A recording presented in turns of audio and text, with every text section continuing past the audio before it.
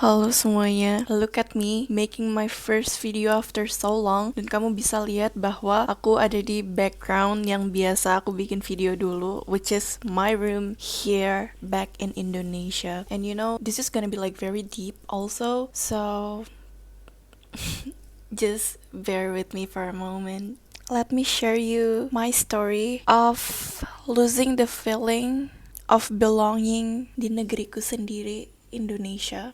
Sebagai orang yang sudah 1 tahun tinggal di luar negeri sebagai a study abroad student. You know, this video is a little tough for me to make karena sebelumnya aku nggak pernah berpikir bahwa aku akan ada di tahap ini gitu di dalam hidupku. Aku tahu aku bakal banyak berubah saat aku pindah ke luar negeri, especially karena aku kan masih dalam tahap perkembangan ya. I mean, aku masih 20, umurku masih 20, aku masih sangat muda, and I'm still like trying to figure out my life, my whole being, terus kayak what I really want in my life, and I try to explore a lot of things. Dan salah satunya itu adalah dengan kuliah ke luar negeri. Yes, a year ago today, aku pertama kali sampai di Jepang untuk kuliah, dan sekarang aku in Indonesia for holiday, and I swear to God, I never really expected this to happen. Aku nggak sadar bahwa ini tuh bakal terjadi maksudnya tuh aku nggak sadar bahwa dampaknya tuh bakal sebesar ini ke aku. Ini semua berawal dari saat aku balik ke Indonesia.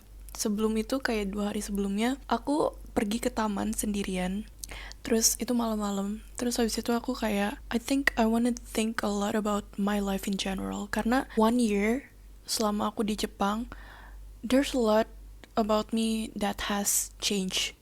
Dan itu, I'm not sure if it's like a good change or a bad change, tapi sedikit hal yang buruk dari hal itu adalah aku terlalu sibuk sama hidupku in real life daripada kayak, maksudnya aku tuh lebih sibuk sama keseharianku sebagai student, sebagai orang yang baru adjusting di negara baru, sampai aku tuh kurang reflection ke diri aku sendiri. Kayak dulu aku selalu journaling tiap hari, tapi sekarang aku tuh jarang banget journaling. I have to be honest with you guys. Karena of course, being abroad alone, I mean, I think kalian tahu kalau misalkan aku tuh selalu sendiri di sana. I'm still trying to adjust with the friendships, with the environment, with the language, etc. And it's not easy. I have to do it all alone gitu loh. I mean, I got some help from the people I know, from my friends, etc. di sana. Cuman to establish like a real close-knitted friendships, a group of friends, etc. itu aku masih banyak PR-nya, and it's a big struggle for me there. Yes, tapi I gotta say, my life in Japan was a bliss. Kenapa aku bisa bilang kayak gitu? Karena ini adalah comparison yang sedikit sedih, tapi you know, aku di Jepang se-stress-stressnya aku, sesedih-sedihnya aku, never once in my life dare aku kepikiran untuk S word gitu loh. Maksudnya kayak the severity of my stress there wasn't enough to bring out my trauma yang ngebuat aku tuh pengen S-word gitu.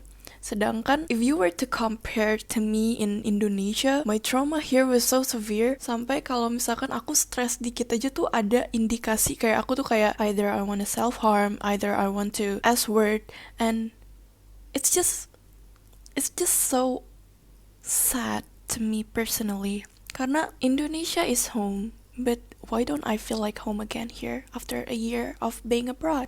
Aku tuh masih mencari jawaban untuk pertanyaan aku sekarang. Cuman, as I mentioned, aku ngerasa bahwa perasaan aku itu valid. Kalau misalkan aku merasa aku kayak udah nggak merasa di rumah saat di Indonesia, that's valid gitu. Maksudnya at least at this moment, perasaan itu sangat valid dan aku pengen ngevalidasiin itu. Tapi what's sad is the fact that now I'm like a piece of puzzle who doesn't fit anywhere. I like Japan, I like it, but not to the point of like loving it, yang aku pengen kayak pindah ke sana gitu. No, but at the same time, Japan has helped me to know how it feels like to live your life dengan standar yang tinggi gitu. Japan has taught me that.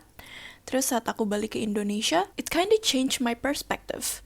Terus this is also a thing karena aku kan sekarang di kampus yang internasional, and of course the majority of people are like very liberalized. Jadi mau nggak mau aku tuh sedikit ke shift into thinking kayak mereka gitu.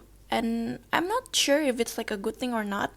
Again, cuman Aku ngerasa ada di tengah-tengah gitu. Of course, being liberalized is both good and bad at the same time.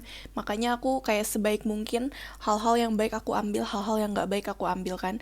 Cuman again, sorry dengan cahayanya ini, aku seadanya aja as I said.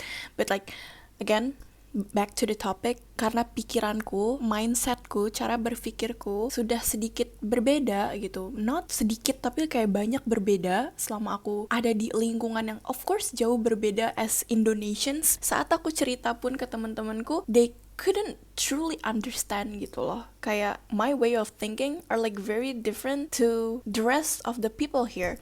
Dan aku ngerasa very strange. Aku ngerasa kayak very out of place.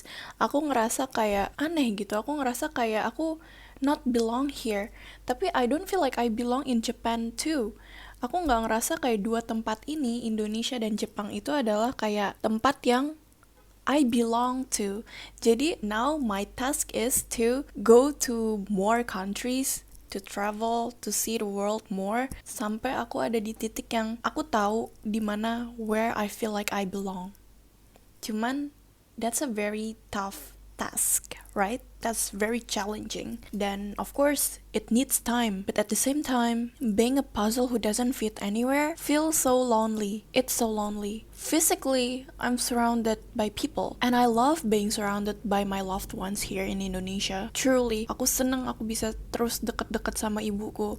Aku senang ditemenin sama ibuku kemana-mana. Aku senang teman-temanku senang aku ada di sini. Senang mereka pengen aku ada di sini. Aku senang ketemu sama keluargaku. Aku senang ketemu dengan teman-temanku. Tapi mentally, emotionally, I feel alone, and it's a very sad feeling. It's a very lonely feeling. Even the way I see it, aku nggak ngerasa kayak orang-orang yang sama kayak aku nih, yang lagi diaspora ke luar negeri, yang lagi kuliah di luar negeri atau lagi kayak di luar negeri gitu, kayak misalkan my peers there. I don't feel like they understand me either. Jadi this is more like my own problem.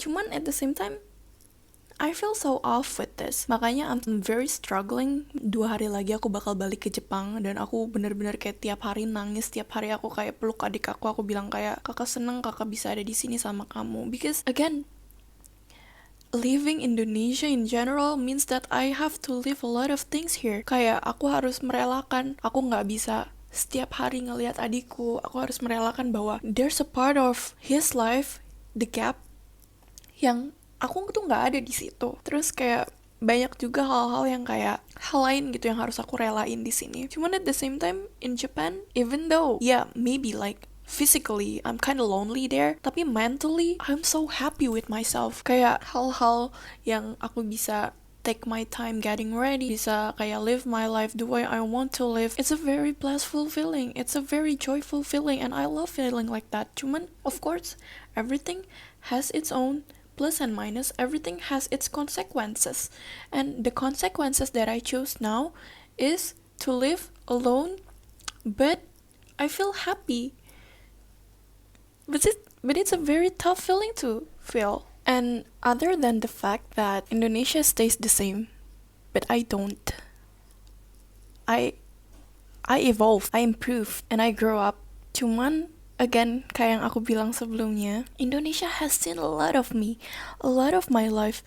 Both the good and the bad things are happening here. My room is the silent witness of it. Aku grow up di sini. Aku pertama kali bikin YouTube channel di sini. Aku pertama kali bikin decision buat start TikTok di sini. Aku pertama kali upload reels aku segala macam di sini. Everything here is my life witness. I love being in my room. But banyak gaps di room ini yang udah banyak aku copot-copotin saat aku pergi ke luar negeri, saat aku pergi ke Jepang tahun lalu. Banyak hal yang udah aku lepas dari sini. And again, it's a very sad feeling, you know?